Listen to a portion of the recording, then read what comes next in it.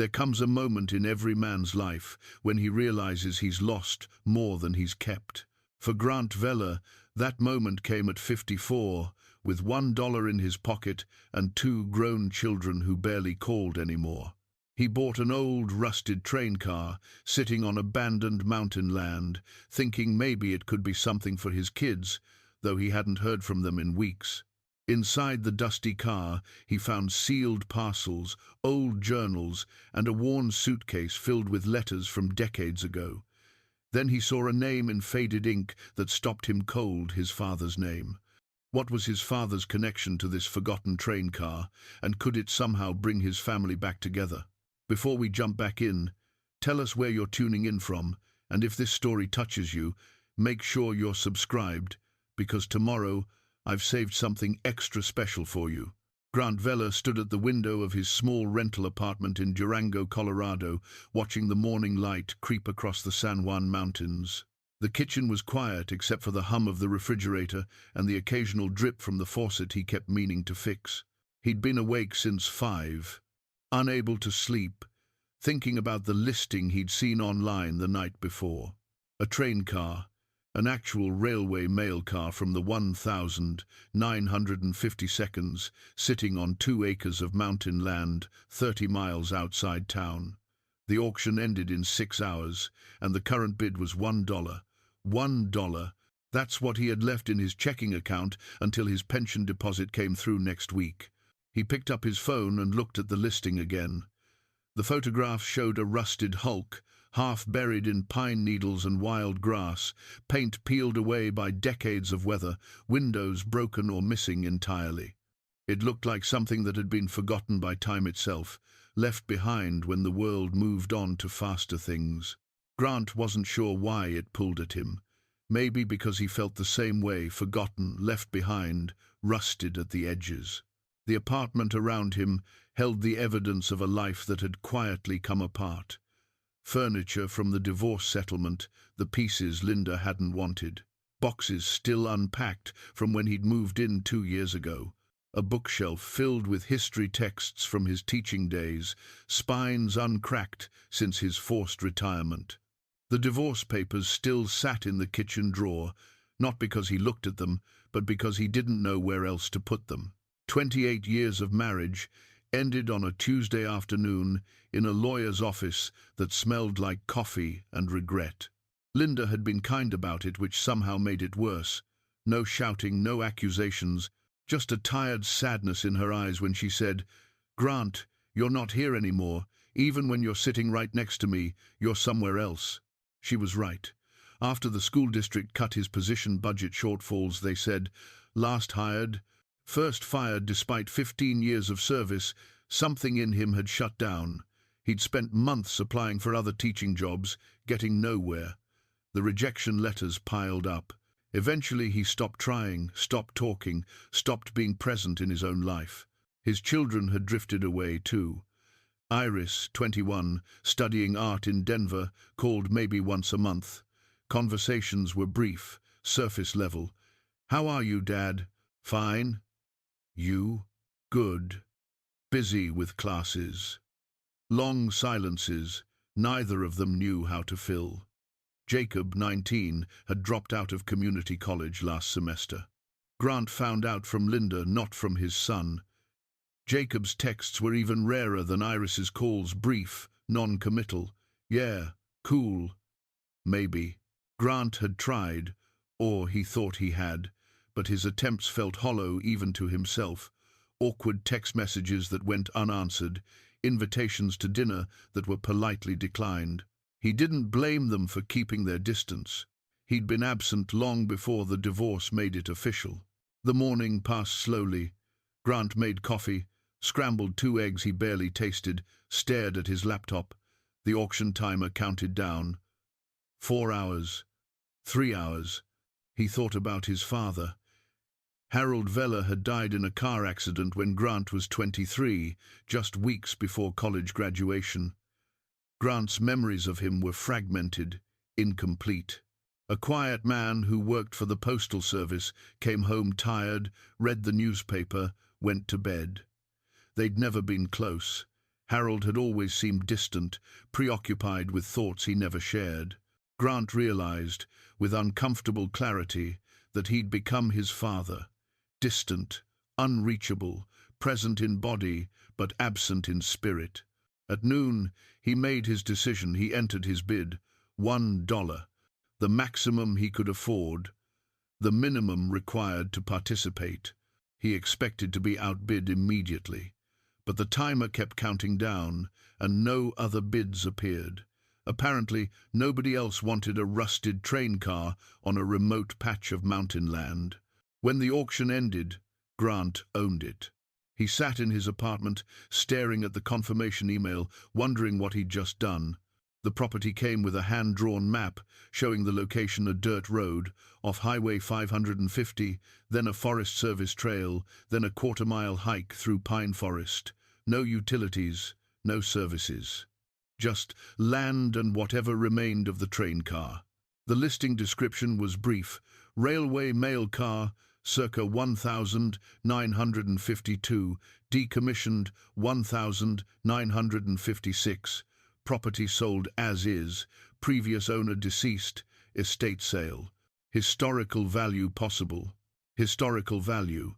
Grant had spent 15 years teaching high school history. He knew about the old railway postal routes that once connected remote mountain communities, back when mail carriers were the only link between isolated settlements and the rest of the world. Those routes had been lifelines, carrying letters, news, medicine, hope. By the late 1952, improved roads and trucks made the railway routes obsolete. The trains stopped running. The mail cars were sold off or scrapped. This one had somehow survived, abandoned on a piece of land that the modern world had passed by. Maybe that's why Grant felt drawn to it. They had that in common. He spent the afternoon gathering supplies: a flashlight, work gloves, a crowbar in case the door was sealed shut. He withdrew $20 from an ATM money he didn't have, charged against a credit card he couldn't pay off, and bought a tank of gas. The drive took an hour, winding up into the mountains on roads that became progressively narrower and rougher. He found the turnoff marked on the map, followed a rutted dirt track until it ended at a locked gate. The map showed the trail continued on foot from there. Grant parked and started hiking. The October air was crisp, carrying the scent of pine and approaching winter. Aspen leaves turned gold against the evergreens. The trail was overgrown but passable, marked by old blazes on tree trunks. After 20 minutes, he saw it through the trees. The train car sat in a small clearing, surrounded by tall grass and encroaching forest. It was smaller than he'd expected, maybe 40 feet long, resting on deteriorated wooden supports where the rails had once been. The metal exterior was streaked with rust, paint reduced to scattered flakes of faded green. Grant approached slowly, almost reverently. Up close, he could see details the photographs hadn't captured.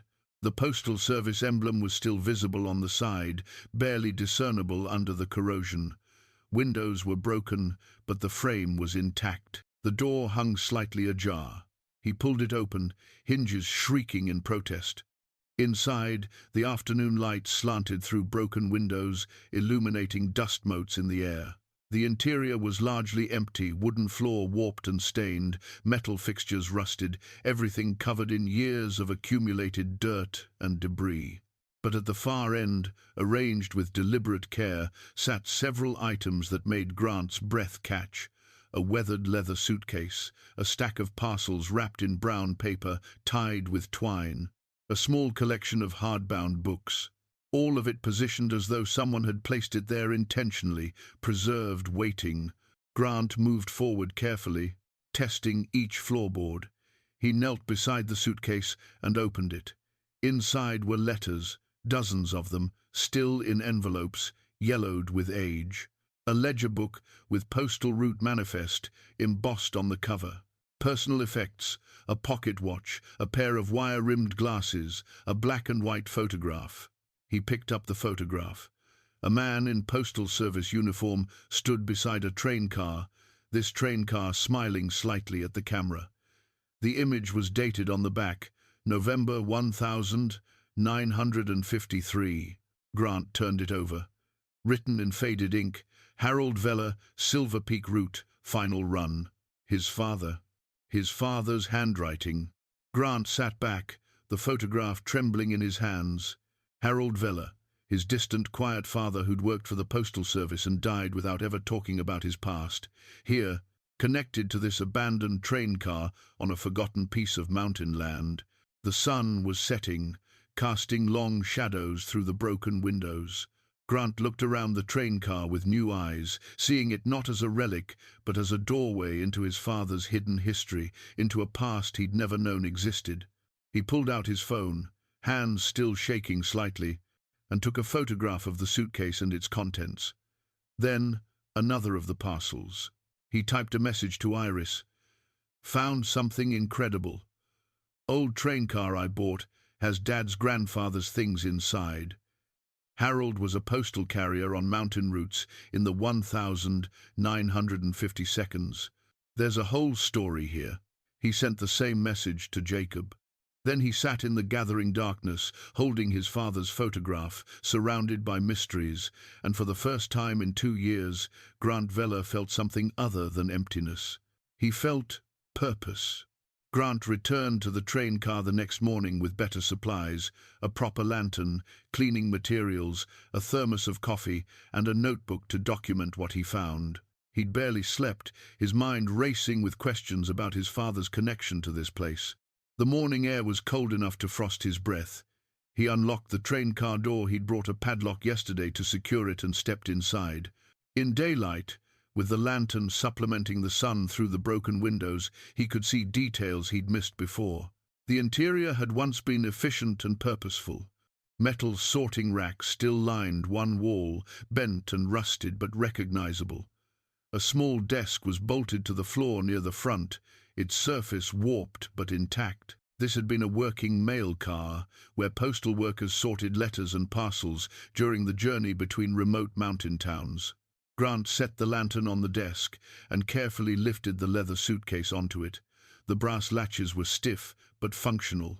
Inside, the contents were remarkably well preserved, protected from the elements by the case's construction. He removed items one by one, handling them with the care they deserved. The letters were bundled together with twine, organized by destination. The envelopes were addressed in various hands to towns Grant had never heard of: Silver Peak, Ashford Station, Mercy Ridge, Coleman Creek. The postal route manifest was a ledger, each page recording deliveries. Grant opened it, noting the water stains on some pages, but the overall legibility of the entries. The handwriting was precise, methodical. Each line showed a date, location, number of items delivered, and a signature. Harold Veller's signature appeared dozens of times throughout 1952 and 1953. Grant traced his finger down the pages, watching his father's documented movements through these mountains 70 years ago. The entries were sparse but telling. The 15th of January 1953, Silver Peak, 47 letters, 6 parcels, delivered. The 3rd of February 1953, Mercy Ridge, 23 letters, 2 parcels, delivered. Road conditions severe. The entries continued through the seasons, noting weather, road conditions, occasionally brief personal observations. March storms delayed route 4 days. May, wildflowers abundant. Spirits high in settlements. August, drought affecting mining operations, many families relocating. Then, in late 1953, the tone shifted. September 18, Ashford Station mostly evacuated, delivered to remaining families. October 7, Coleman Creek abandoned. No forwarding addresses available for 17 letters. Grant felt a chill that had nothing to do with the mountain air. He turned more pages, watching his father document the dissolution of these communities. The mining bust, the economic collapse, entire towns emptying out as people sought work elsewhere. The final entries were from November 1953. November 12, Mercy Ridge, town under evacuation order, contamination from mine tailings, delivered final mail to accessible residents, and then the last entry, dated the 19th of November 1953. Final run complete. Multiple letters undeliverable, addresses relocated or untraceable. Route discontinued effective the 30th of November 1953. Service transferred to truck delivery from Durango. Grant sat back, absorbing this. His father had been there for the end of an era, watching communities disappear, unable to complete his most basic duty, connecting people through their mail. He picked up one of the bundled letters. The top envelope was addressed to Mrs. Margaret Colby, Mercy Ridge, Colorado. The postmark showed it was mailed from Chicago in October 1953. The envelope had never been opened. Grant hesitated. Opening someone else's mail felt wrong, even mail 70 years old addressed to a ghost town. But his father had kept these letters for a reason. They meant something. He carefully opened the envelope and unfolded the letter inside. The paper was brittle but intact, covered in feminine handwriting. "Dearest Margaret," it began, "I received your letter and I'm beside myself with worry. Of course you must come home. Whatever has happened, whatever you're facing, you belong here with family, not alone in those mountains. I'm enclosing money for a train ticket. Please, please come as soon as you receive this. Your loving sister, Jennifer." Grant read it twice. The desperation in the words was palpable even across 7 decades. Someone needed help. Someone was alone and scared. And this letter, this lifeline, had never reached its destination. He looked through more of the undelivered mail. Letters from family members to miners who'd already left. Birthday cards that never arrived. Business correspondence for companies that no longer existed. Each envelope represented a broken connection, a message sent into the void. And his father had kept them all. Grant found the black and white photograph again, studying his father's face. Harold looked young, maybe 30. The slight smile seemed forced now that Grant knew the context. This was a man watching his world change, unable to stop it. Tucked behind the photograph was something Grant had missed yesterday, a small journal, leather-bound, about the size of his hand. He opened it carefully. The first page read, "Personal log, Harold Veller, 1952 to 1953. Grant's hands trembled slightly. This wasn't official postal records. This was his father's private thoughts. He began reading. The early entries were matter-of-fact, describing routes and weather, but personal details emerged. "Saw a golden eagle today near the pass. Reminded me why I took this job connection to something larger than filing cabinets and city streets. Young Grant asked me today where I go when I leave. Tried to explain the mountains, the small towns, the people who depend on mail for their only contact with the wider world. He's 3 years old. I don't think he understood. Someday, perhaps." Grant felt his throat tighten. He was that 3-year-old boy. His father had written about him. More entries followed, revealing a man Grant had never known. Harold wrote about the families he served, the miners and their wives, the children in one-room schoolhouses, the veterans who'd come to the mountains seeking peace after the war. He wrote about responsibility, about being the thread that connected isolated people to their loved ones. "Every letter matters," one entry read. "I carry people's hearts in my bag, their hopes, their fears, their love reduced to paper and ink, trusting me to bridge the distance between them." The later entries grew darker. "Towns are emptying. The mining companies pulled out after the cave-in at Coleman Creek, families leaving in the night, no forwarding addresses. I'm carrying mail for people who no longer exist in these places." November 1953, Mercy Ridge is condemned. Mine contamination in the water supply. Evacuation order issued. I delivered what I could, but Margaret Colby wasn't there. I left her letter at the cabin. Pray she returns for it before they bulldoze the town. Grant's phone buzzed, startling him. A text from Iris. What train car? Where did you find this? His heart lifted. She'd responded. He quickly typed back, bought it at auction. It's on mountain land north of Durango. Your great-grandfather worked the postal routes up here. There's so much history. Would you want to see it? The 3 dots appeared, showing she was typing. Then, yeah, actually, that sounds kind of amazing. Can I come up this weekend? Grant had to read it twice to believe it. Yes, absolutely. I'll send you directions. Another message came through, this one from Jacob. That's pretty cool. What else is in there?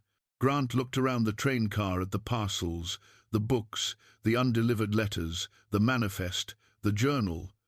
More than I can explain in a text. Want to help me go through it? Jacob's response came quickly. Maybe. I'll think about it. It wasn't a yes, but it wasn't a no either. Grant felt something unfamiliar hope. He returned to the journal, reading the final entries. Harold's last words, dated December 1953. I resigned today. Can't do it anymore. Every undelivered letter feels like a failure. Those people trusted the postal service, trusted me, and I couldn't complete the connection. Margaret Colby most of all. I saw her that last day, walking toward the ridge, carrying a bag, 7 months pregnant, clearly. I called out, but she was too far away. I should have followed her, should have made sure she got that letter from her sister. But I had orders to evacuate, and I was a coward. I chose duty over humanity. I'm keeping these letters, this manifest, this journal, a record of my failures. Maybe someday they'll mean something to someone. The entry ended there. Grant sat in silence, understanding flooding through him. His father had carried guilt for decades. It explained the distance, the quiet sorrow that had always surrounded Harold. He'd been haunted by the connections he couldn't complete, the people he couldn't help. Grant looked at the photograph of his father again, seeing him differently now, not distant by choice, but weighted down by responsibility and regret. And now, 70 years later, Grant held those same undelivered letters, faced with a choice. Let them remain lost, or try to complete what his father couldn't. He picked up Margaret Colby's letter from her sister, reading the desperate plea again. Please, please come as soon as you receive this. But Margaret never received it. What happened to her? Grant made his decision. He would find out. He would trace these letters, these lost connections, and complete his father's unfinished work. And maybe, in doing so, he would repair his own broken connections with the children who were finally, cautiously, reaching back toward him. Grant spent the next 3 days immersed in his father's journal, reading and rereading each entry, making notes, cross-referencing with the postal manifest. He'd brought the journal home, unable to leave it in the train car, needing it close. The leather-bound book revealed a side of Harold Veller that Grant had never known existed. His father wrote with surprising eloquence, philosophical reflections interspersed with practical observations about weather and routes. One passage struck Grant particularly hard. A letter is an act of faith. The sender believes their words will reach the intended heart. They trust strangers, postal workers like me, to honor that faith. When I fail to deliver, I don't just fail bureaucratically. I break something sacred. I sever a connection between souls who chose to reach across distance and say, "You matter to me." Grant had never heard his father speak this way. The Harold he remembered rarely spoke at all, sitting at the dinner table with his newspaper, present but unreachable.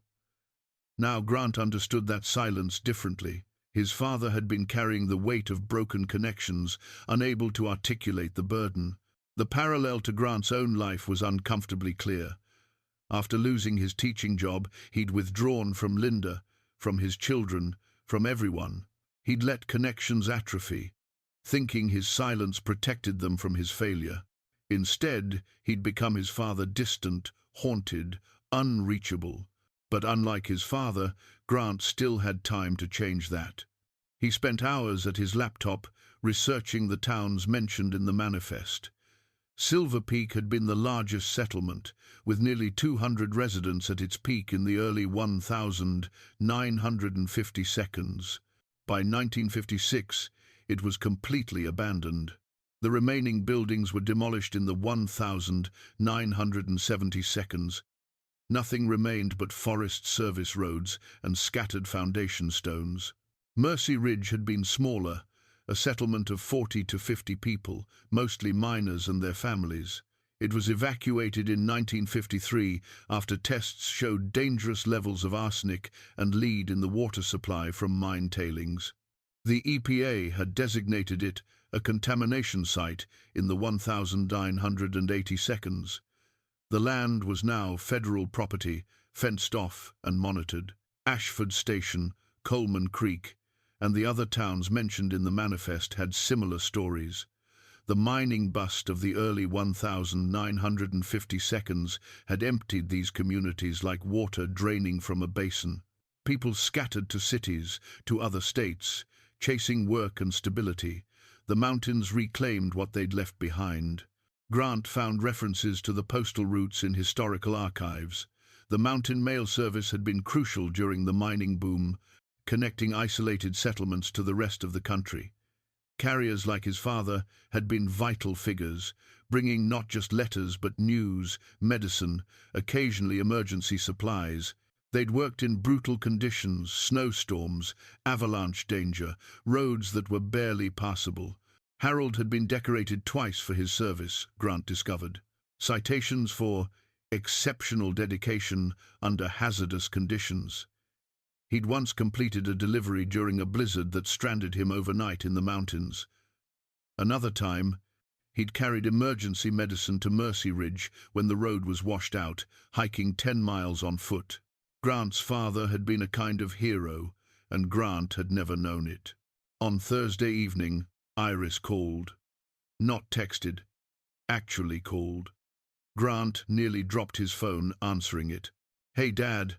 Her voice was tentative but warm. "Iris. Hi. I wasn't expecting to hear from you." "Yeah. Well, you sent me that weird text about a train car and Grandpa Harold, so I figured I should actually call." A pause. "Are you okay? This seems kind of random, even for you." Grant laughed, surprised by the sound. "I'm not sure. Maybe. I bought this old mail car at an auction, and it turns out your great-grandfather worked on it. There's a whole history I never knew about. I've been reading his journal." "Grandpa Harold kept a journal?" Iris sounded genuinely interested. Grant found himself talking, really talking, in a way he hadn't with his daughter in years. He described the train car, the undelivered letters, the towns that no longer existed, his father's beautiful, haunted writing about connection and responsibility. Iris listened without interrupting. When he finished, she said, "Dad, that's actually kind of amazing. Like, genuinely interesting. Can I really come see it this weekend?" "Of course, I'd love that." "Okay, I'll drive up Saturday morning. Text me the address." Another pause. "And Dad, thanks for telling me about this. It's nice to hear you excited about something again." After they hung up, Grant sat with the phone in his hand, feeling something shift in his chest. When had Iris last said something like that to him? When had he last given her reason to? Friday morning, Grant drove to the Durango Historical Society, a small building downtown that he'd passed hundreds of times without entering. Inside, shelves of archived documents and photographs documented the region's history, mining boom and bust, railroad expansion, the evolution of mountain communities. A volunteer at the desk, a woman in her 70s with silver hair and sharp eyes, looked up as he entered. Her name tag read, "Helen Kimura." "Can I help you find something?" she asked. Grant explained. His quest, the train car, his father's postal route, the abandoned towns. Helen's expression shifted from polite interest to genuine enthusiasm. "Harold Veller," she repeated. I remember that name. Let me check something. She disappeared into a back room and returned with a large binder. Postal Service records 1945 to 1960. We have some documentation on the mountain routes. She flipped through pages, then stopped. Here. Harold Veller, employed 1951 to 1953. Commendations for service in hazardous conditions. Route included Silver Peak, Mercy Ridge, Ashford Station, Coleman Creek. That's him, Grant said, his voice catching slightly. Helen looked up. I actually remember Silver Peak. My parents took me there once when I was maybe 7 or 8, before it emptied out. Beautiful place, right at the tree line. There was a general store and a little church. The postal carrier was like a celebrity when he showed up. Everyone gathered to get their mail and hear news from outside. What happened to the people when the towns closed?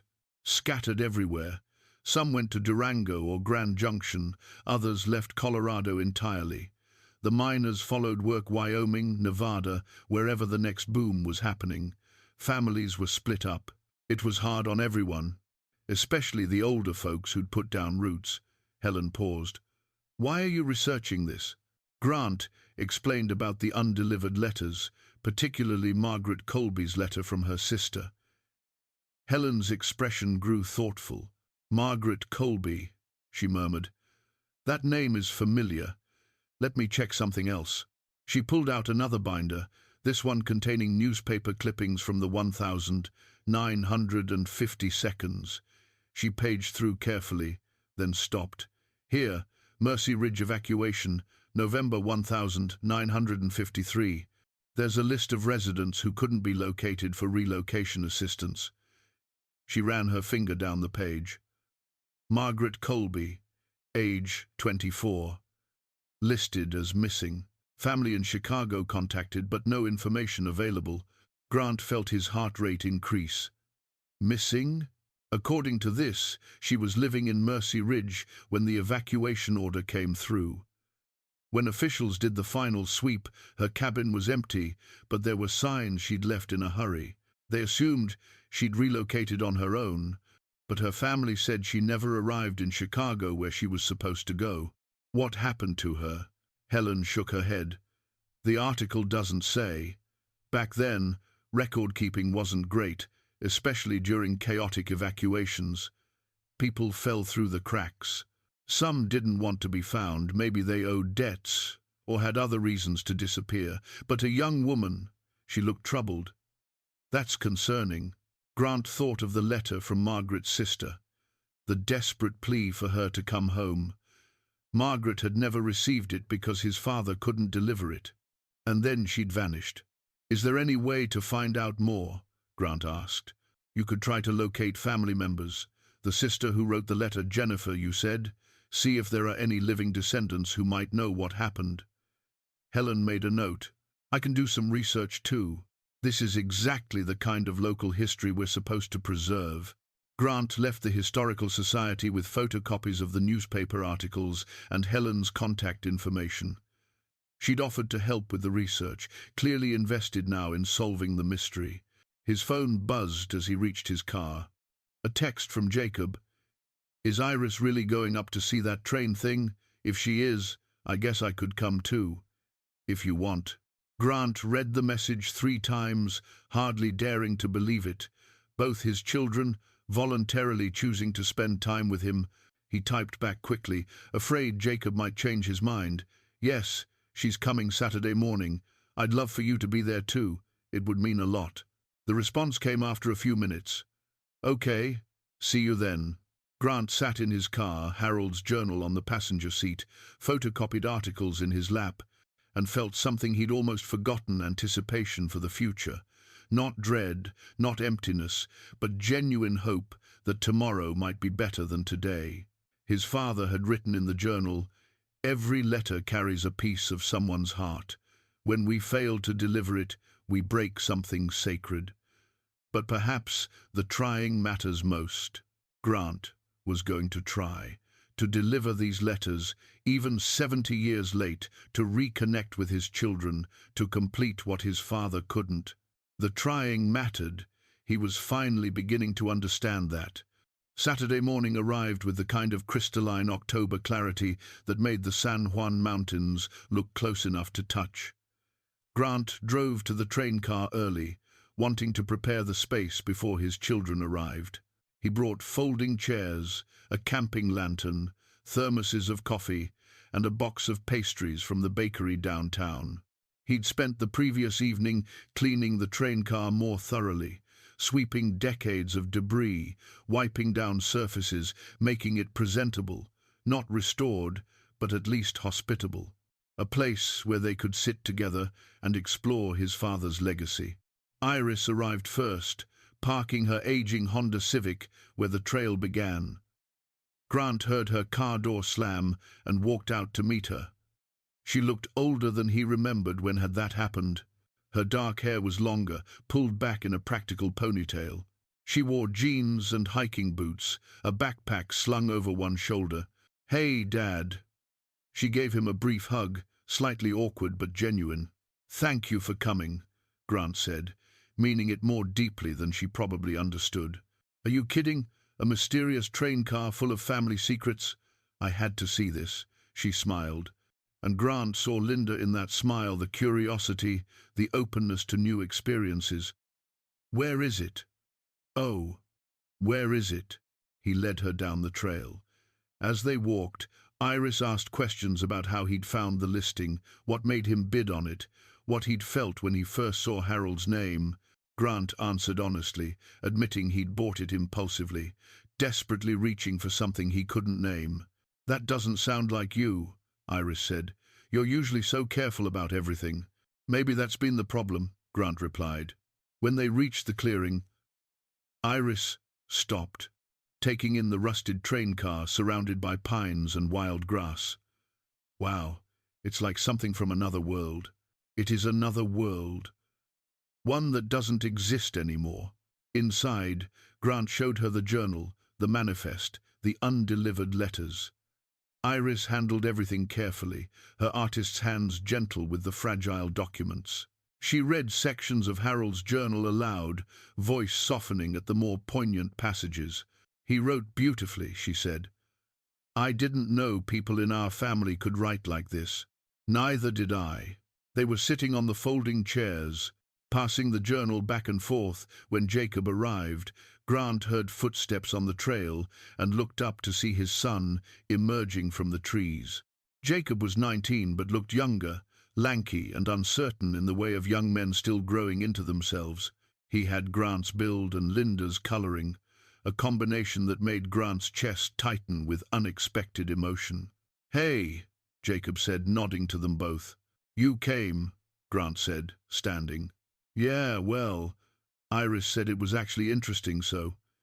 He shrugged, trying for casual indifference, but Grant could see the curiosity in his eyes. Iris jumped up and hugged her brother. "Come see, this is actually really cool."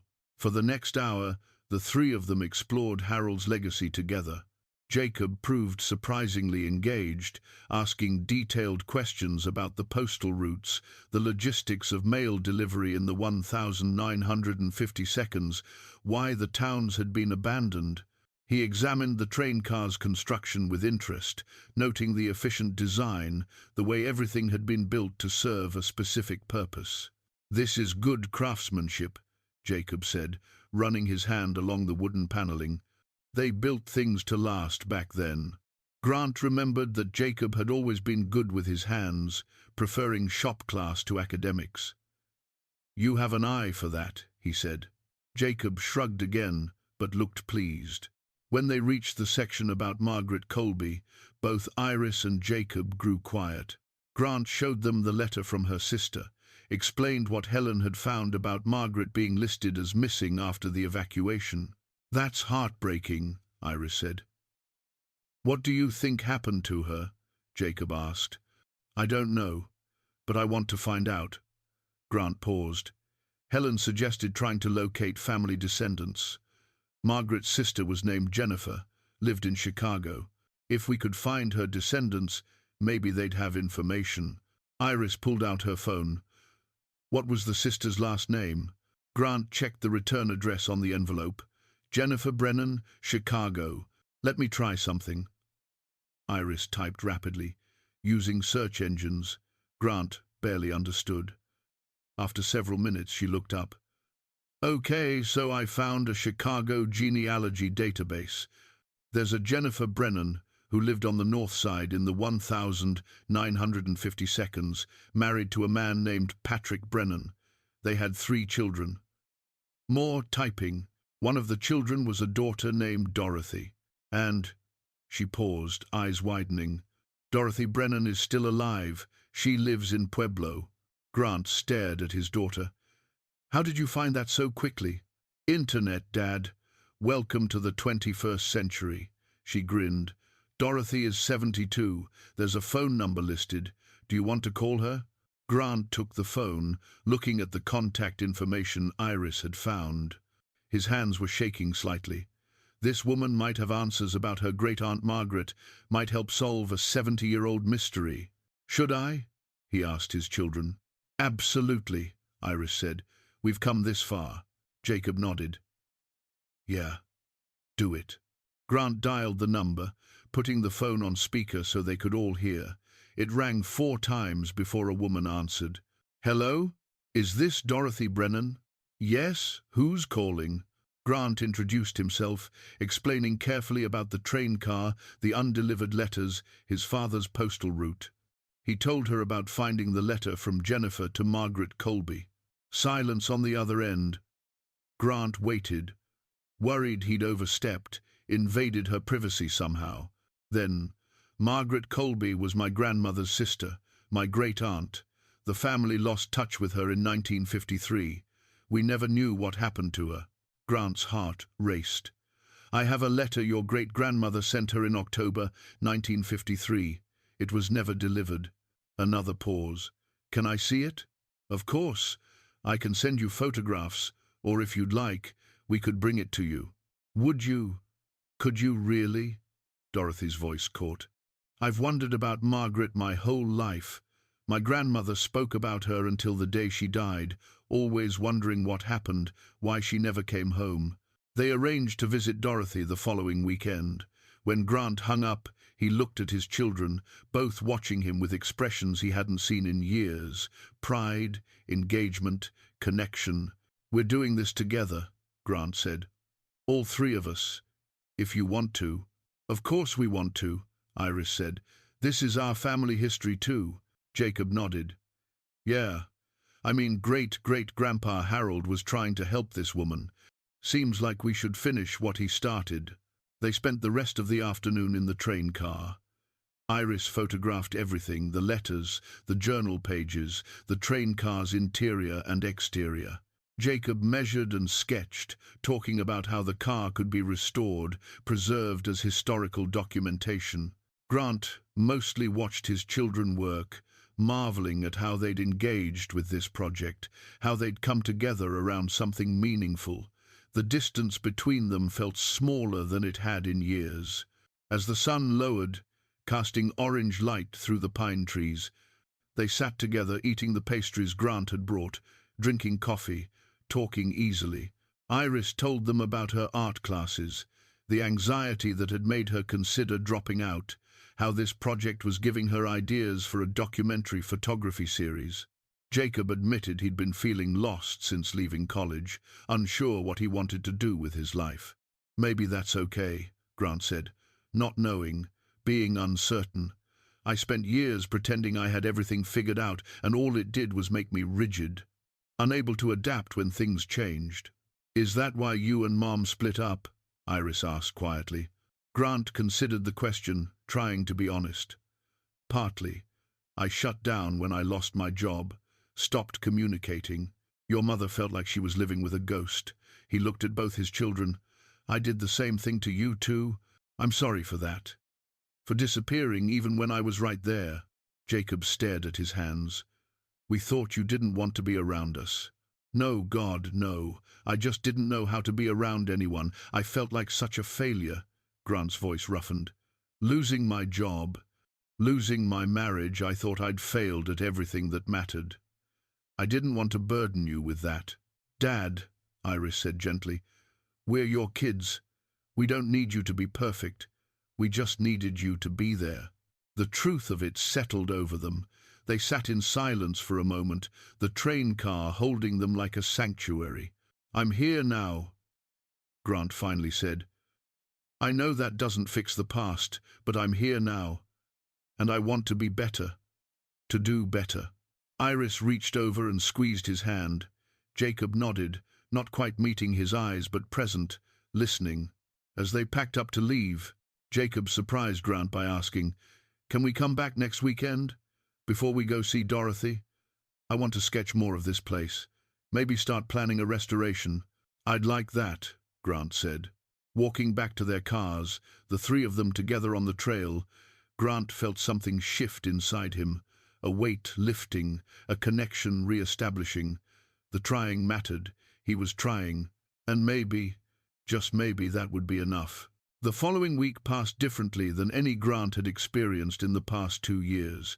He and his children texted regularly, actual conversations, not the stilted exchanges of before. Iris sent photographs she'd taken of the train car, filtered and edited, transforming the rust and decay into something haunting and beautiful. Jacob shared sketches he'd made, detailed drawings showing how the train car could be restored, structural repairs needed, materials required. Grant found himself looking forward to each message, each photo, each small connection. He showed Helen at the Historical Society, who was delighted by the family involvement. "You're documenting something important," Helen said. "These mountain postal routes are barely remembered now. Your father's journal and these photographs could be invaluable for regional history." She'd been conducting her own research, pulling records about Mercy Ridge and Margaret Colby. What she found was fragmentary, but troubling. Margaret had moved to Mercy Ridge in 1952 with her husband, a miner named Peter Colby. Peter died in a mining accident in July 1953. After that, records became sparse. Margaret appeared in census data from early 1953, but not in the evacuation records from November. "It's like she vanished," Helen said. "The evacuation was chaotic, contaminated water supply, people forced to leave quickly, but most residents were tracked and relocated. Margaret simply disappeared." Grant pored over the journal entries from late 1953, looking for additional clues. One entry, dated November 15, caught his attention. "Saw Margaret Colby today at Mercy Ridge. 7 months along by the look of it. Tried to give her the letter from her sister, but she was walking away, toward the Ridge Trail. Called out, but she didn't hear me over the wind. Should have followed. The evacuation order is final. Tomorrow I make the last run through. Then the route closes forever. God help those who remain." 7 months pregnant, alone, walking toward the ridge, and Harold had let her go. Grant understood his father's guilt more deeply now. Harold had seen a young pregnant widow in obvious need and had chosen duty over intervention. That choice had haunted him for the rest of his life. Saturday came clear and cool. Grant drove to the train car site and found Jacob already there, truck bed loaded with tools and lumber. "Thought I'd get started on some basic repairs," Jacob said almost shyly. "If that's okay." "More than okay. Thank you." They worked together, Jacob showing Grant how to reinforce weakened floor joists, replace rotted boards. Grant had never been particularly handy, but Jacob was patient, explaining techniques, letting Grant try and fail and try again. It felt good to work with his hands, to create something tangible alongside his son. Iris arrived mid-morning with coffee and sandwiches. She continued her photography project, documenting the restoration process, the interplay of light through the broken windows, the textures of age and decay. "This is going to make an incredible series," she said, showing Grant her camera display. The images were striking close-ups of rust patterns, the journal's faded ink, Harold's photograph against the weathered wood. You have your mother's eye, Grant said. She always saw beauty in unexpected places. Iris looked at him curiously. You don't talk about Mom much. No, I suppose I don't. Grant set down the hammer he'd been using. It's hard. The divorce felt like such a failure. I didn't want to burden you with my regrets. We lived through it too, Dad. It wasn't just your divorce. Iris sat on one of the folding chairs. Can I ask you something? Do you think you and Mum could ever get back together? Grant shook his head slowly. I don't know. Probably not. Too much has changed, but I've been thinking I should talk to her. Really talk, not just coordinate through texts about practical things. I owe her an apology, a real one. Jacob looked up from his work. She asks about you sometimes, like how you're doing, if you're okay. She does? Yeah. She worries about you, I think, even though she's the one who left. Grant absorbed this, the knowledge that Linda still cared enough to worry. I gave her no choice but to leave. I wasn't there, even when I was physically present, just like my father. He picked up Harold's journal from where it rested on the makeshift table. Reading this, I understand him better now. He carried so much guilt about not being able to help people, not completing connections. It ate at him, made him withdraw. I did the same thing. Lost my job, and decided I had nothing to offer anyone. That's not true, Iris said firmly. You taught history for 15 years. You were good at it. I remember your students talking about how much they loved your class, until the school board decided they loved budget cuts more. The bitterness in Grant's voice surprised him. So you got fired. That's one thing. It doesn't define everything about you. Iris leaned forward. Dad, you're letting one bad thing erase all the good things. That's not fair to yourself. And it's not fair to us, because we missed having you around. Jacob nodded. You kind of just disappeared, like you decided you weren't worth knowing anymore. The words hit Grant hard, precisely because they were true. He had decided that, hadn't he? Decided his failure disqualified him from his own life. I'm sorry, he said quietly. I handled everything wrong. I should have fought to stay present, to stay connected to you both. You're here now, Jacob said, echoing Iris's words from the previous week. That counts for something. They returned to work, but the conversation had opened something. Over the next hours, they talked more freely than they had in years. Iris shared details about the anxiety that had plagued her in art school, the fear of not being good enough, talented enough. Jacob admitted he'd left community college because he felt directionless, pressured to pursue academics when he really wanted to work with his hands, create tangible things. There's no shame in that, Grant said. Some of the happiest people I know are craftsmen, builders. You're good at this work, Jacob. Really good. Jacob ducked his head, but Grant saw the pleasure the compliment brought him. Late afternoon, they gathered around the journal again, reading through Harold's later entries. The tone grew increasingly melancholic as the route closure approached. The 20th of November 1953 made my final visit to Silver Peak today. Most families are gone, the church is boarded up, the general store empty. I delivered 3 letters, all that remained. Old Frank Holloway asked me to stay for coffee, said he was the last one left, would be heading to Wyoming in the morning. We sat on his porch and watched the sun set over the mountains. He told me about the war, about finding peace here for a few years before the world moved on again. He said, "We were here. That matters, doesn't it? That we existed in this place, even briefly." I told him, yes, it matters, we were here. Iris wiped her eyes. That's beautiful and heartbreaking. Who was Frank Holloway? Jacob asked. Grant checked the undelivered letters. There's one here addressed to him, from his brother, it looks like. Sent from Denver, October 1953. He opened the envelope carefully. The letter was brief, written in a strong hand. Frank, got your letter about Silver Peak closing down. Room's ready for you here like I promised. Come home, brother. You've done your time in the mountains. Let me take care of you for a change. Your brother always, William." The three of them sat in silence. Frank Holloway had received his brother's invitation to come home. He'd told Harold he was leaving for Wyoming. Had he changed his mind, gone to Denver instead, or had something else happened? "There's so much we don't know," Iris said. "All these people, all these stories, just lost." "Not lost," Grant said. "Not anymore. We're finding them, telling them." As evening approached, they packed up their tools and supplies. Jacob had made significant progress on the floor repairs. Iris had hundreds of photographs documenting the work. Grant felt tired in a good way, the physical exhaustion of productive labor. Before they left, Iris discovered something. She'd been photographing the interior walls when she noticed a loose panel near the back of the car. Behind it was a small hidden space, probably used for valuable mail or official documents.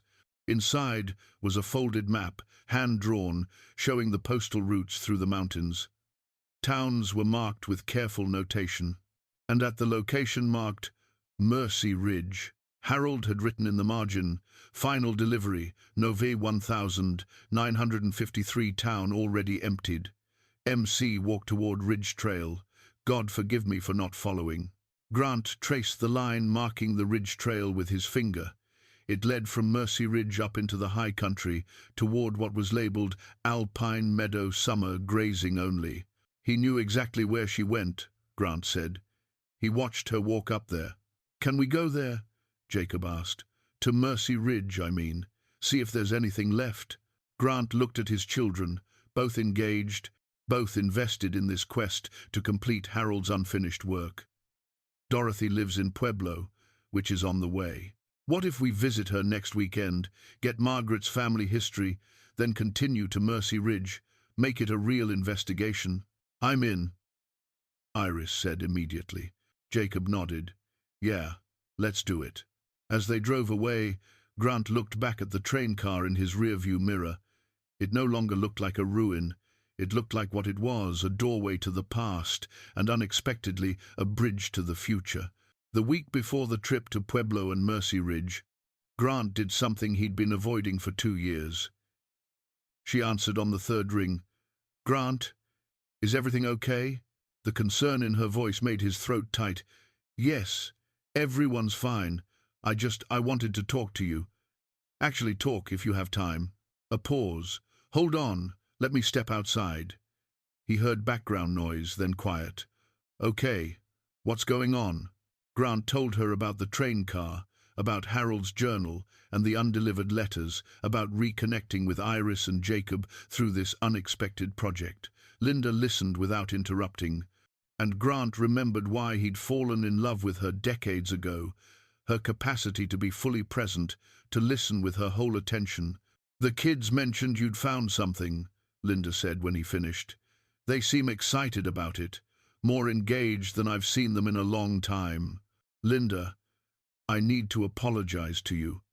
Really apologize, not just say the words." Grant took a breath. "When I lost my job, I shut down completely. I stopped being a partner to you, stopped communicating, stopped trying. You deserved better than that. You deserved someone who could be present even when things were hard." Silence on the other end. Then, "Grant, I appreciate that. Truly. But you apologized during the divorce proceedings. You don't need to." "Yes, I do. Because I'm finally understanding what I did wrong. Reading my father's journal, seeing how he withdrew from everyone because of guilt and failure, I did the same thing. I let shame isolate me. And I hurt you in the process. You tried so hard to reach me, and I just kept pulling away." He heard Linda take a shaky breath. "It was like living with a ghost. You were there, but not there. I felt so alone, even sleeping next to you every night." "I know. I'm sorry. If I could go back and do it differently." "But you can't," Linda said gently. "Neither of us can. What's done is done, Grant. I know. I just wanted you to know that I see it now. I understand what I did to you, to us, and I'm trying to be different, to not make the same mistakes with Iris and Jacob." Another pause. They need you. They've always needed you, even when they pretended they didn't. What about you? The question came out before Grant could stop it. Do you ever think about us? Linda's laugh was sad. Of course I do. We were married for 28 years. You were my best friend before you were my husband. I grieve what we lost. But Grant, I've also moved forward. I've had to. I can't live in the past waiting for you to become someone you might never be. That's fair. That's more than fair. Grant looked out his window at the mountains. For what it's worth, I'm trying to become someone better. Not for you, because I understand that ship has sailed, but for myself, for our kids. I can see that. This project with Harold's letters, it's good for you. It's giving you purpose again. Linda's voice softened. You were always your best self when you had something to care about, something larger than your own problems. They talked for another 20 minutes, an easier conversation than any they'd had since the divorce. When they hung up, Grant felt lighter, as though he'd set down a burden he'd been carrying without realizing its weight. The next few days were busy with preparation. Grant bought camping equipment he couldn't really afford: a tent, sleeping bags, a portable stove. Jacob helped him map the route to Pueblo and then to the Mercy Ridge site. Iris researched the evacuation, finding old photographs of the town before it was abandoned. Helen provided historical documents and maps, thrilled that they were pursuing the investigation so thoroughly. She'd found something else in the archives, a letter from Grant Veller to the Postal Service, dated December 1953, submitting his resignation. Effective immediately, Grant read aloud. Due to personal reasons, I can no longer continue in my capacity as mail carrier. I have failed in my fundamental duty to connect people, and I cannot in good conscience continue. He was 32 years old, Helen noted, young to leave a government job with benefits. Whatever happened at Mercy Ridge affected him profoundly. The day before they were to leave, all three of them returned to the train car. Dorothy had asked for photographs of where the letters had been found, context for understanding her great-aunt's story. As they documented everything, Jacob asked the question Grant had been wondering himself. Do you think we'll find answers? About what happened to Margaret? I don't know, Grant admitted. 70 years is a long time. The town is gone, the people scattered or dead, but we have to try, for Margaret's family, for Harold's peace, even though he's gone, and maybe for ourselves. What do you mean? Iris asked. Grant considered his words carefully. Harold carried guilt his whole life about not completing these connections. He let it consume him, make him withdraw from everyone, including me. I've been doing the same thing, letting failure define me, using shame as an excuse to disconnect. If we can complete what Harold started, maybe I can learn to do things differently, to stay connected even when things are hard. That evening, Grant made dinner for Iris and Jacob at his apartment, the first time they'd all eaten together in his space since the divorce. It was simple food, pasta and salad, nothing fancy. But they sat around his small table talking and laughing, and it felt like family again. Mum said you called her, Iris mentioned, watching him carefully. I did. We had a good conversation. Overdue, probably. She seemed lighter afterward, Jacob said. Like something had been resolved. Grant nodded. Some things needed to be said, apologies that should have been made a long time ago. Are you and Mom going to get back together? Iris asked, her tone carefully neutral. No. That door is closed, and it should be. We've both moved on, but I hope we can be better to each other going forward, more honest, more kind.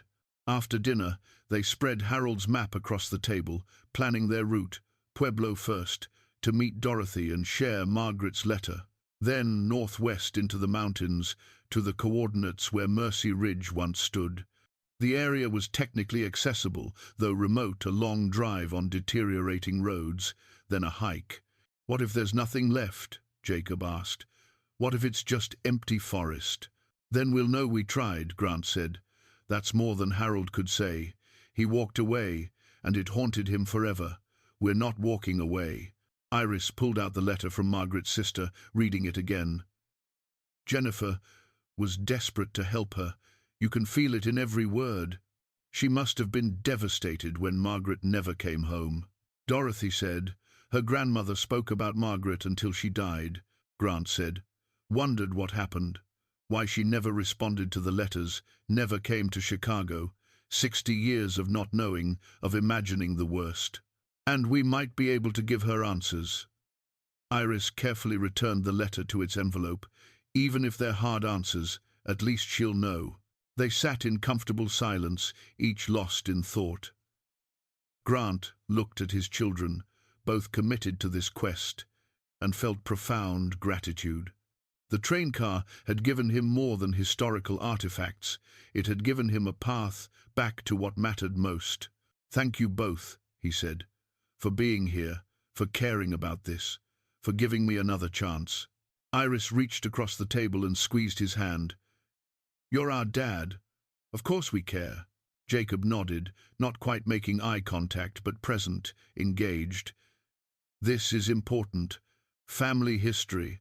Understanding where we come from.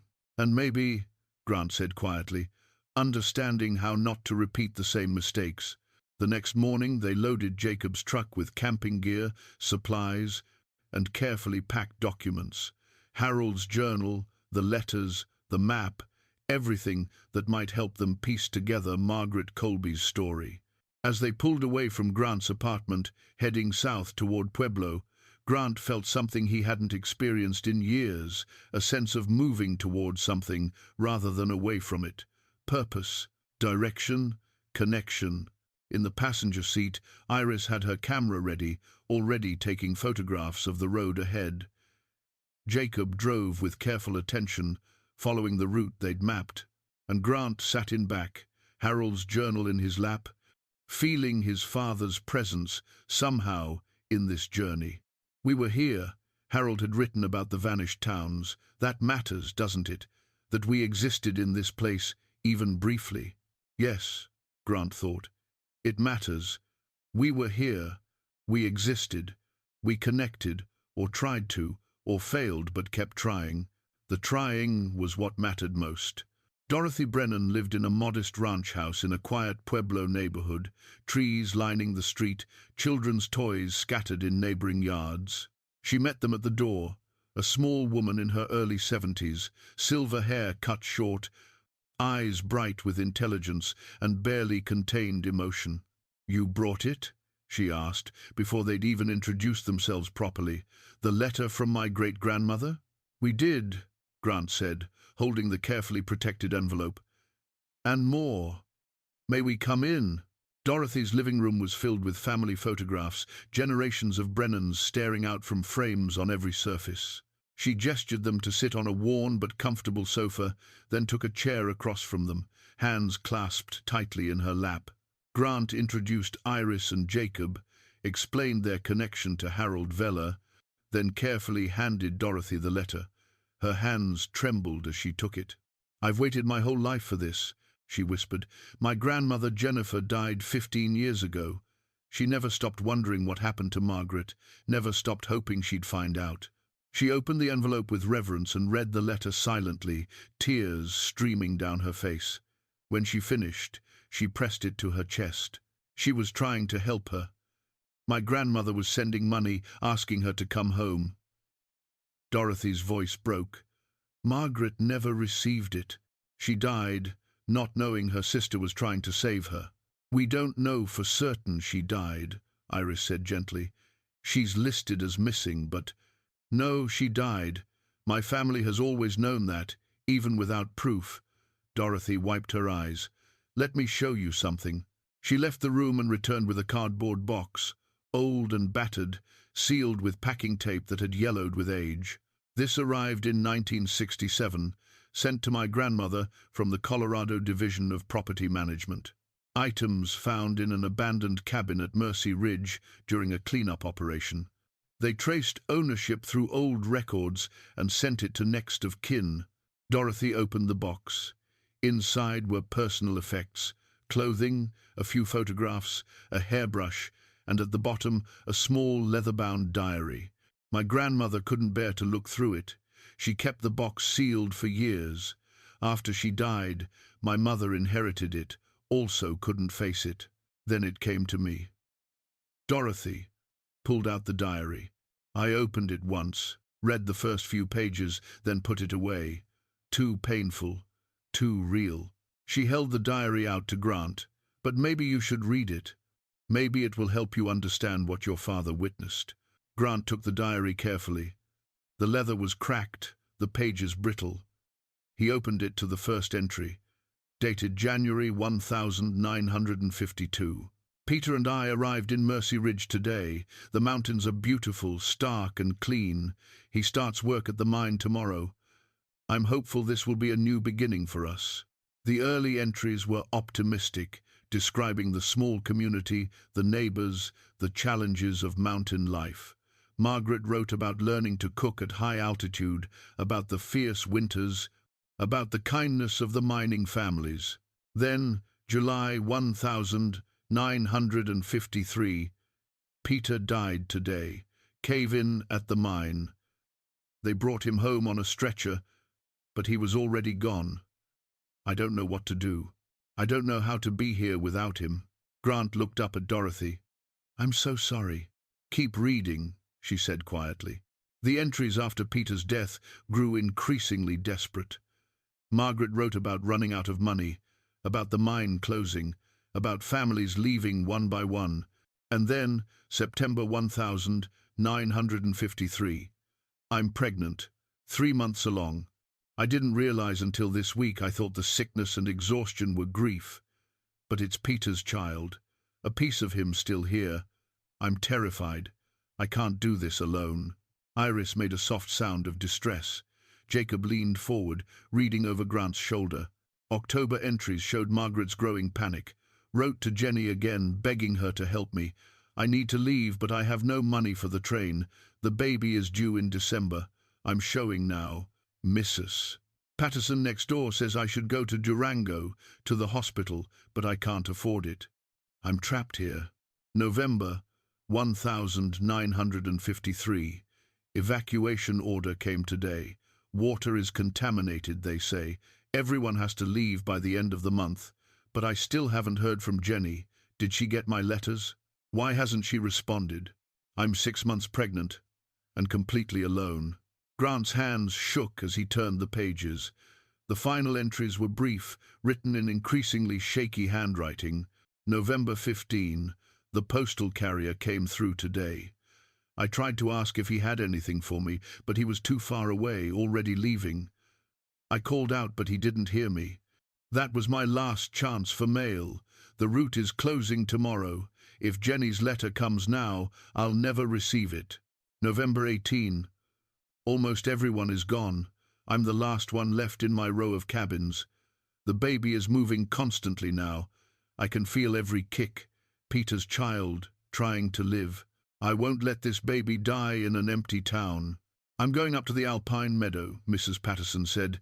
There's an old shepherd's cabin up there, used in summer for grazing. Maybe I can shelter there until the baby comes, then figure out what to do. November 20. This will be my last entry. I'm leaving in the morning. 7 months pregnant, walking up a mountain, but what choice do I have? If anyone finds this, please know I tried. I tried to reach my sister. I tried to save Peter's baby. I tried. The diary ended there. Grant closed it slowly, the weight of Margaret's desperation crushing his chest. He looked at Dorothy, who was crying silently. She was 7 months pregnant, Dorothy said, walking up into the mountains in November. Alone. My father saw her, Grant said, his voice rough. He wrote in his journal that he saw her walking toward the ridge trail. He called out, but she didn't hear him. He had the letter from her sister, the one with money for a train ticket. He had the help she desperately needed, and he let her walk away. He didn't know, Iris said. How could he have known? He knew something was wrong. He wrote that he should have followed her, should have made sure, but he had orders to leave, and he chose duty over humanity. Grant felt his father's guilt as his own now. She was carrying his undelivered letter, the one that could have saved her, and he watched her walk into the wilderness to die. "We don't know she died," Jacob insisted. Dorothy reached into the box again and pulled out something small, wrapped in tissue paper. She unwrapped it carefully. Inside was a delicate silver bracelet, sized for an infant, engraved with the initials MC and the year 1954. "This was in the cabin," Dorothy said. "Someone made it to the birth. Whether Margaret survived it." She stopped, unable to continue. Grant stared at the bracelet, understanding flooding through him. The baby was born. Someone engraved this, which means someone cared. Someone tried to help. But who? Iris asked. If the town was evacuated, who would have been there? Dorothy pulled out one more item, a small, water-damaged note, the paper almost transparent with age. This was tucked inside the bracelet. "I could never make out all the words, but maybe you can." Grant held the note up to the light, squinting at the faded ink. Most of it was illegible, but a few words were clear. "God bless this child, Father Monroe, Sacred Heart, Silver Peak." The 2nd of December 1953. His heart began to race. Someone found the baby, took the baby to a priest. "In Silver Peak?" Jacob pulled out their map. "That's the other town from Harold's route, about 15 miles from Mercy Ridge." Dorothy's eyes widened. "Are you saying the baby might have survived?" "Someone brought an infant to Father Monroe at Sacred Heart Church in Silver Peak on the 2nd of December 1953. Grant looked at his children. "We need to find church records, baptismal records, adoption records, anything." The room seemed to hold its breath. Then Dorothy stood abruptly. "My grandmother died, never knowing what happened to her sister. But if Margaret's baby survived," her voice broke, "that would be my family. Blood family I never knew I had." Grant stood too, feeling the weight of possibility. Helen at the Historical Society said the Durango Diocese might have archived records from closed churches. "If we can access them, then we might find out what happened to Margaret's baby," Iris finished. "We might complete the connection Harold couldn't." They left Dorothy's house an hour later, promising to call as soon as they found anything. Dorothy stood on her porch watching them leave, clutching Margaret's diary to her chest. Hope and grief mingled on her face. In the truck, the three of them sat in stunned silence for a moment. Then Jacob started the engine. "We're going to Durango, right? To the diocese archives?" "Yes," Grant said. "Right now." As they drove, Grant reread the note about Father Monroe. Someone had helped Margaret's baby. Someone had cared enough to carry an infant 15 miles through mountain winter to reach a priest, to give the child a chance at life. Harold had written, "Every letter carries a piece of someone's heart. When we fail to deliver it, we break something sacred." But maybe, Grant thought, even broken connections could be repaired. Even 70 years later, even when the original participants were long dead, maybe it was never too late to complete a delivery. They reached Durango as the diocese office was closing. Grant called ahead, explained the urgency, and the archivist, an elderly man named Brother Paul, agreed to wait for them. The diocese archive occupied the basement of an old administrative building, rows of filing cabinets and shelves packed with records dating back to the 1800s. Brother Paul greeted them with quiet curiosity, his weathered hands steady as he led them to a section labeled "Closed Parishes, 1950 seconds. "Sacred Heart in Silver Peak," he murmured, running his finger along box labels.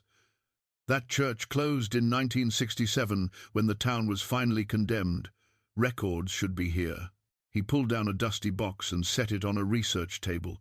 Inside were baptismal registers, marriage certificates, burial records, the skeletal documentation of a vanished community's spiritual life.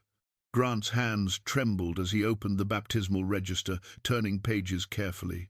Births were listed chronologically, each entry noting the child's name, birth date, parents' names, baptism date, and any special circumstances. November 1953, 3 baptisms. December 1953, 2 entries. Grant's eyes scanned the dates, December 1, December 5. Here, he breathed, the 5th of December 1953, infant female, baptized by Father Patrick Monroe. Iris and Jacob crowded close, reading over his shoulder. The entry was brief but telling. Mary Catherine, born the 2nd of December 1953. Mother, Margaret Ann Colby, deceased. Father, Peter Joseph Colby, deceased. Baptized December 5 by Father P. Monroe.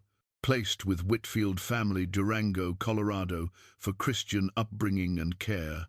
Mary Catherine, Dorothy, had said the initials on the bracelet were M.C. Grant, felt tears prick his eyes. Margaret's baby. She survived. Placed with the Whitfield family, Iris said. That means she was adopted? Brother Paul nodded. Informal adoptions were common then, especially with orphaned children. The church often facilitated placements with willing families. No legal paperwork like we require today, just a handshake and a prayer. Can we find them? Jacob asked. The Whitfield family? Brother Paul moved to a different set of records, parish directories from the 1952 and 60. He found the Whitfield name listed, Gerald and Ruth Whitfield, 428 Maple Street, Durango. Grant pulled out his phone, searching the address.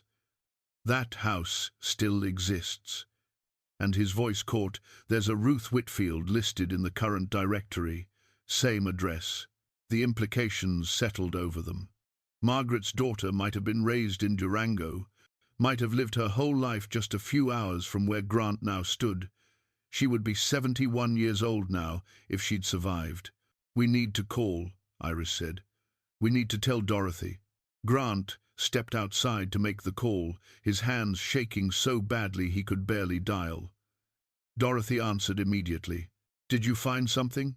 Your great-aunt Margaret had a daughter, Mary Catherine, born the 2nd of December 1953. Father Monroe baptized her 3 days later and placed her with a family named Whitfield in Durango. Grant took a breath. Dorothy, she survived. Margaret's baby survived. Silence, then sobbing, raw and unrestrained. Grant waited, his own eyes wet. Finally, Dorothy managed, Where is she now? Is she still alive? We don't know yet, but we found a Ruth Whitfield listed at the same address where the family lived in the 1952. We're going to try to contact her. I'm coming there, Dorothy said immediately. Don't do anything until I arrive, please. This is my family. I need to be there. They agreed to meet at Grant's apartment the next morning. Dorothy would drive up that night, stay at a hotel, be ready first thing. Grant, Iris, and Jacob returned to his apartment and spent a restless evening researching what they could find about the Whitfield family. Property records showed the house had been owned by Gerald and Ruth Whitfield since 1948. Gerald had died in 1995. Ruth, now 91, still lived there. Newspaper archives showed mentions of a daughter, Mary Catherine Whitfield, throughout the 1960s and 70s. School honor rolls, a wedding announcement in 1976, teaching certifications. She became a teacher, Grant said softly, seeing the parallel to his own career. Like me. Further searching revealed Mary Catherine had married a man named Andrew Sheffield, kept teaching until 2010, had 2 sons. Then, in 2021, an obituary. Mary Catherine Sheffield, beloved teacher, mother, grandmother, passed peacefully at age 68 after a courageous battle with cancer. Grant read the obituary aloud, his voice thick. Margaret's daughter had lived a full life, 68 years of birthdays and holidays, of teaching children, of raising her own family. She'd been loved, had loved in return, had mattered to people, all because someone had carried an infant through winter mountains to reach a priest, because the Whitfield family had opened their home, because small acts of compassion had rippled forward through time. She never knew about Margaret, though, Iris said quietly. She died not knowing her birth mother's story. But her mother, Ruth, might still be able to tell us what she knows. And Mary's sons, Dorothy's cousins, they should know their family history. None of them slept well. Grant lay awake thinking about Harold, about the guilt his father had carried, about the letter that never reached Margaret but the baby who survived anyway. Harold had written that he'd failed, that he'd broken something sacred. But maybe the story was more complicated than simple failure. Maybe there were grace notes hidden in tragedy, redemptions that took 70 years to reveal themselves. Morning came, grey and cool. Dorothy arrived at 8, looking exhausted but determined. The four of them sat around Grant's small table, Harold's journal open between them, Margaret's diary beside it, 2 documents of loss and longing, now pointing toward unexpected connection. "Are we ready?" Grant asked. Dorothy nodded. "I've waited my whole life for this. My grandmother waited longer. Yes, I'm ready." Grant dialed the number for Ruth Whitfield. It rang 4 times. He was about to hang up when a thin, elderly voice answered. "Hello? Mrs. Whitfield? My name is Grant Veller. I'm calling about something that might seem unusual, but it's very important. It's about your daughter, Mary Catherine." A long pause. "Mary passed away 3 years ago." "I know. I'm so sorry for your loss. But Mrs. Whitfield, we've discovered information about Mary's birth mother, about where she came from." Another pause, longer this time. When Ruth spoke again, her voice was steady but cautious. "I've been waiting 70 years for this phone call. Come to my house. I'll tell you everything I know." Ruth Whitfield's house was a modest bungalow on a tree-lined street, the kind of neighborhood where people knew their neighbors and children still played outside. The lawn was carefully maintained, flower beds prepared for winter, everything tidy and ordered. Ruth herself answered the door, small and frail, leaning on a cane, but with eyes that were sharp and clear. She looked at the 4 of them standing on her porch and smiled, sad and knowing. "Come in," she said. "I've been expecting you for a very long time." The living room was filled with photographs, decades of family memories covering every surface. Ruth gestured them to sit, then lowered herself carefully into a worn armchair that had clearly been hers for years. "Before you tell me what you've found," she said, "let me tell you what I know." She folded her hands in her lap, gathering her thoughts. "In December 1953, Father Monroe came to our door carrying a newborn baby wrapped in blankets. My husband Gerald and I had been trying for years to have children with no success. Father Monroe knew this. He said the baby's mother had died in childbirth up in the mountains, that there was no family to claim her. He asked if we would take her, raise her as our own." Ruth's eyes grew distant with memory. "She was so tiny, so perfect.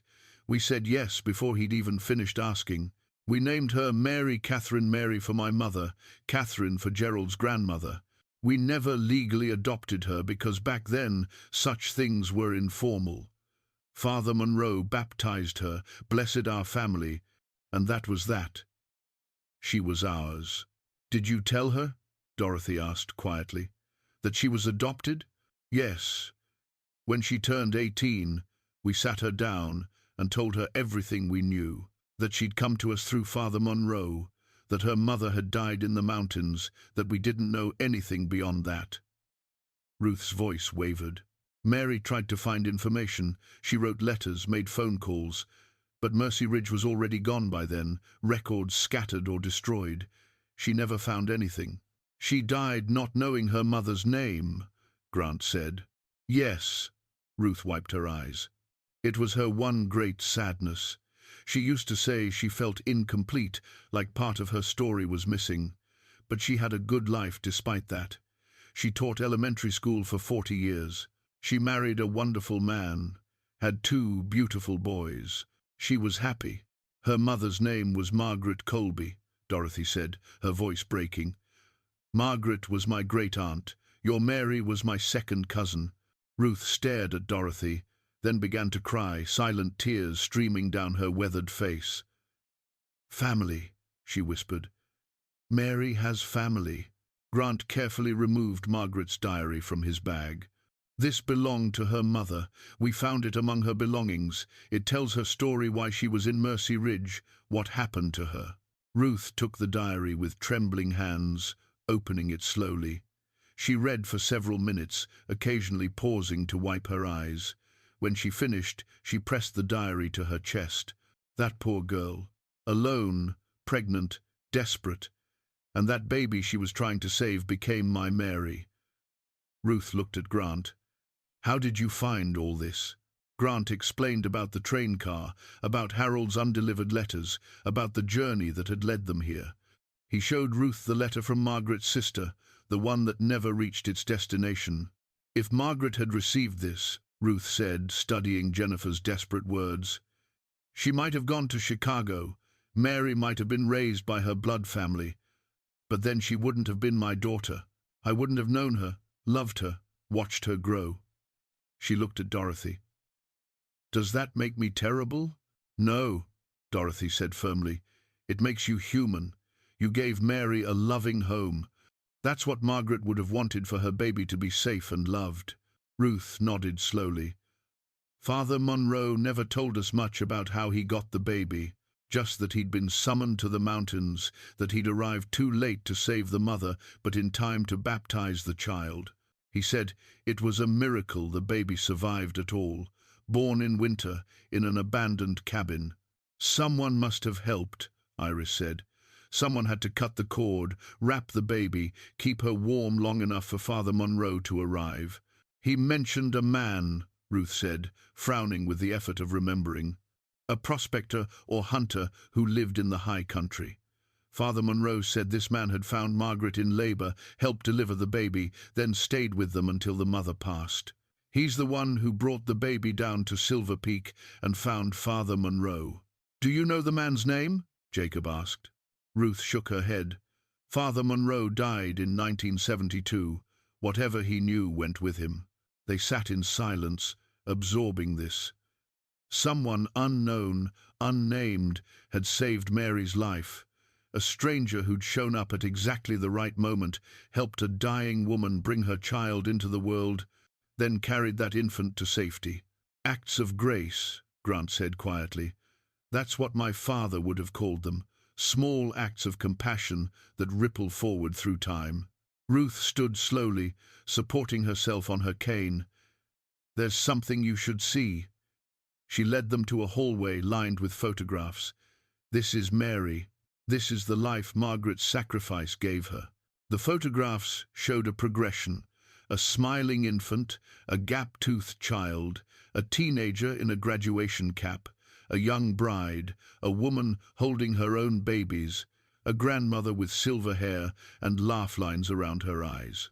She was so loved, Ruth said. Every single day of her life, she was loved. Dorothy stood before the photographs, seeing her great-aunt Margaret's features echoed in this stranger's face, the same eyes, the same smile. Thank you, she said to Ruth. For giving her the life Margaret couldn't. Ruth took Dorothy's hand. Her sons should know this story. They should know they have more family. Would you want to meet them? Yes, Dorothy said immediately. Please, yes. Ruth pulled out her phone with shaky hands and made a call. Andrew, it's Grandma Ruth. Something extraordinary has happened. Can you and your brother come to the house? I need to tell you about your mother's family. Her real family. Andrew Sheffield arrived within the hour, a man in his late 40s with his mother's kind eyes and his grandmother's thoughtful manner. His brother Kyle came 20 minutes later, younger by a few years, carrying the restless energy of someone who dropped everything to respond to an urgent summons. Ruth gathered them in the living room, where Grant, Iris, Jacob, and Dorothy waited. The Sheffield brothers looked bewildered. glancing between the strangers and their grandmother. "Grandma, what's going on?" Andrew asked. "You said something about Mom's family?" Ruth gestured for them to sit. "These people have discovered your mother's history, where she came from, who her birth mother was." She looked at Grant. "Would you tell them?" Grant had told this story several times now, but it never got easier. He explained about the train car, Harold's journal, the undelivered letters, Margaret's diary. He showed them the letter from Jennifer, Margaret's desperate final entries, the bracelet engraved with MC. Both brothers listened in stunned silence. When Grant finished, Andrew picked up Margaret's diary with reverent hands. "Mom looked for this her whole life," he said, voice thick. "She always said she felt like a book with the first chapter missing. She wanted to know where she came from, who her mother was." "Your mother was Margaret Ann Colby," Dorothy said gently. "She was 24 years old when she died, giving birth to your mom. She was my great-aunt, which makes you my third cousins. We're family." Kyle looked at Dorothy with wonder. "We have family? Beyond Grandma Ruth?" "Yes, and not just me." Margaret had a sister, Jennifer, who desperately tried to help her. Jennifer had 3 children who had children of their own. There's a whole branch of family you never knew about." Andrew wiped his eyes. Mom would have loved this. She always felt so alone, knowing she was adopted, but not knowing anything beyond that. This would have meant everything to her. "She knew she was loved, though," Ruth said firmly. "By us, by her husband, by you boys. That counted for something." "It counted for everything," Andrew agreed. "But this," he held up the diary, "this fills in the gaps. This tells us who she was, where she came from. Margaret was brave. She walked into the mountains alone, 7 months pregnant, trying to save her baby. And she did. She saved Mum." Kyle turned to Grant. "Your father carried the letter that could have saved Margaret. He watched her walk away." Grant nodded, accepting the implied judgment. "Yes, he did. And it haunted him for the rest of his life. He kept these letters, this journal, as a record of his failures. He died carrying that guilt." "But he didn't fail completely," Dorothy said. "Margaret never got the letter, never reached her sister, but her baby survived. Someone helped, someone cared. The connection wasn't broken, it was just delayed by 70 years. Iris pulled out her phone, showing the photographs she'd taken of the train car, of Harold's journal entries, of the restoration work they'd been doing. "We're preserving this history, making sure these stories aren't forgotten. Your mother's story, Margaret's story, all the people from those vanished towns, they mattered, they existed. We're making sure people know that." Andrew studied the photographs, then looked at his brother. "We should go there." "There's nothing left," Jacob said. "The town was demolished decades ago. It's just forest now. Still, we should see it. Stand where Margaret stood. Honor her somehow." Dorothy spoke up. "I've been thinking about that, about creating some kind of memorial, not just for Margaret, but for all the people who lived in those towns, whose stories were lost. Maybe at the train car site. Something permanent." Grant felt something shift in his chest, the project expanding beyond personal redemption into something larger, more meaningful. Yes, the train car as a memorial. A museum, maybe, documenting the postal routes, the mining towns, the people who lived and died there. "Mom was a teacher," Kyle said. "She'd love the idea of it being educational, teaching people about this part of history." They talked for another hour, exchanging contact information, making plans. Dorothy would compile family trees, connect the Sheffield brothers with their Chicago relatives. Andrew would gather his mother's photographs and documents to contribute to the historical record. Kyle, who worked in construction, offered to help with the train car restoration. Ruth sat quietly through most of it, watching this unexpected family form around her. Finally, she spoke. "I'm 91 years old. I won't live to see whatever memorial you create. But I'm grateful I lived long enough for this, to know Mary's story, to meet her family, to see her remembered properly. You gave her a home, Dorothy said, taking Ruth's hand. You gave her love and stability and everything Margaret wanted for her baby. Thank you for that. Thank you for being the answer to Margaret's prayers, even though she never lived to see it. Ruth squeezed Dorothy's hand. Mary used to say she believed things happened for a reason, that even tragedies could have meaning if we looked for it. I think she was right. As the meeting wound down, Grant found himself standing with Andrew in front of the wall of photographs, looking at Mary's life documented in images. Your father didn't fail, Andrew said quietly. He carried guilt he didn't need to carry. Yes, he couldn't deliver that letter, but Margaret's story didn't end in tragedy. It ended here, he gestured to the photographs, with a woman who taught hundreds of children, who loved and was loved, who mattered. That's redemption, not failure. Grant felt tears on his face. Thank you. I needed to hear that. We all did, Andrew replied. Sometimes the trying is enough. Sometimes showing up 70 years late is exactly on time. They left Ruth's house as the sun set, carrying copies of photographs, promises to stay connected, and a sense of completion Grant hadn't known he was seeking. In the truck, heading back to Grant's apartment, the four of them were quiet, processing everything they'd witnessed. Finally, Iris spoke. We did it. We completed Harold's delivery. No, Dorothy corrected gently. We completed Margaret's connection. We brought her family home. And that, Grant thought, was exactly right. 3 months later, early spring arrived in the Colorado mountains with sudden warmth and the promise of renewal. Grant stood in front of the train car, now transformed. Jacob had spent weeks repairing the structure, replacing rotted wood, reinforcing the frame. Iris had created a photographic exhibition inside, images of Harold, Margaret, the vanished towns, the people who'd lived there. Helen had contributed historical documents, maps, artifacts from the mining era. The train car was no longer a ruin. A small group gathered for the dedication ceremony. Dorothy had driven up from Pueblo with Andrew and Kyle Sheffield. Ruth had made the journey too, determined despite her age to witness this. Helen represented the Historical Society, along with several other local historians intrigued by the story. Linda stood near the back, having accepted Grant's invitation with gentle warmth.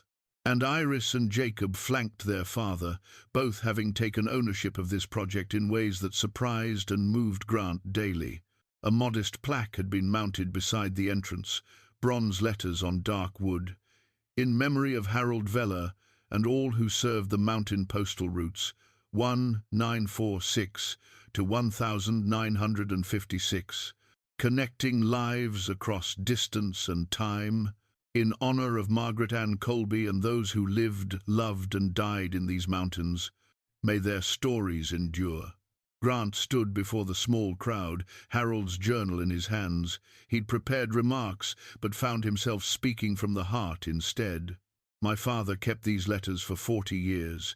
He thought of them as evidence of his failures, connections he couldn't complete, people he couldn't help.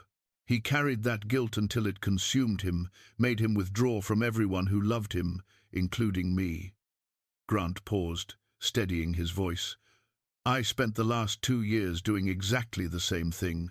I let shame and failure isolate me from my family, from any sense of purpose. I was repeating my father's mistakes, without even realizing it. He looked at Iris and Jacob. Then I bought a rusted train car with my last dollar, and everything changed, not because I found these letters, though they matter, but because in trying to complete my father's unfinished work, I found my way back to what mattered most: connection, to my children, to the past, to the future. Dorothy stepped forward, holding a small urn. Margaret never made it home to Chicago, but with Ruth's permission and the Sheffield family's blessing, we're bringing part of her daughter Mary here, to rest near where Margaret's story ended and Mary's began. They'd chosen a spot near the train car, beneath a tall pine with a view of the mountains Margaret had walked into 70 years ago. Dorothy scattered some of Mary's ashes while Ruth, leaning on Andrew's arm, said a quiet prayer. "She's home now," Ruth said softly. "Both of them are." After the ceremony, people toured the train car museum. Grant watched visitors read Harold's journal entries, study the photographs, touch the restored wood with reverent hands. This story mattered to people beyond his family. It connected to something universal, the human need to be remembered, to have our lives mean something, to know our struggles weren't in vain. Helen approached him, smiling. "You've created something important here, Grant. The Historical Society wants to feature this in our regional history documentation, and I've had inquiries from a documentary filmmaker who's interested in telling this story." "It's not just my story to tell," Grant said. "It belongs to everyone whose life touched these mountains, which is exactly why it needs to be told." As the afternoon wore on, Grant found himself alone with Linda for a few moments. They stood looking at the train car together, comfortable in a way they hadn't been in years. "The kids seem happy," Linda said. "Really happy. I haven't seen them like this in a long time. They gave me another chance. I'm trying not to waste it." "You're not wasting it. You're showing up. That's all anyone can ask." Linda glanced at him. "You're different, Grant. More present. More like the man I married. Too late for us, though." "Yes, but not too late for you and the kids. Not too late for you and yourself." She smiled. "I'm proud of you, for what it's worth." It was worth more than Grant could express. "Thank you for not giving up on me entirely, for letting the kids find their own way back to me. They're good kids. They get that from both of us." Iris called out, waving them over for a photograph. The whole group assembled in front of the train car. Grant, Iris, Jacob, Linda, Dorothy, Ruth, Andrew, Kyle, Helen. 3 generations, bound together by tragedy and redemption, by letters delivered 70 years late, by the stubborn human insistence on connection, even across impossible distances. As the sun lowered, painting the mountains gold, the crowd dispersed. Grant stood alone in the train car one last time, running his hand along the restored wood, remembering that first day when he'd stepped inside and found his father's name. He opened Harold's journal to a passage he'd marked. "Every letter carries a piece of someone's heart. When we fail to deliver it, we break something sacred. But perhaps the trying matters most." Grant pulled out his own journal. He'd started keeping one, inspired by his father. He wrote, "Today we dedicated the memorial. Margaret's family came. My family came. Linda came. We honored the past and celebrated the present. Harold, I understand now that you didn't fail. You just couldn't see how the story would end. The connections you thought you'd broken were only delayed, not destroyed. Margaret's daughter lived. Her grandsons are good men. Your son finally understands you. The letters have been delivered, just not the way any of us expected." He closed the journal and stood, looking out through the restored windows at the mountains beyond. Somewhere up there, Margaret had walked alone and afraid, carrying a child she was determined to save. She'd succeeded. Against impossible odds, through sacrifice and the kindness of strangers, she'd succeeded. Grant thought about his own children, waiting outside, about the train car that had brought them back together, about Harold's undelivered letters finally reaching their destination. Some journeys took 70 years to complete. Some letters required multiple carriers across generations, but the trying mattered. The reaching out, the refusing to give up on connection, that was what made us human. Grant locked the train car and walked out into the golden evening. Iris and Jacob were waiting by the truck, talking and laughing. When they saw him, they smiled, genuinely smiled, and he felt his heart catch. "Ready, Dad?" Iris called. "Yes," Grant said, walking toward his children. "I'm ready." Behind him, the train car stood solid against the mountains, no longer abandoned, no longer forgotten. A doorway to the past, a bridge to the future, and proof that some connections, once made, could never truly be broken. Only delayed, only waiting, only needing someone brave enough to complete the delivery.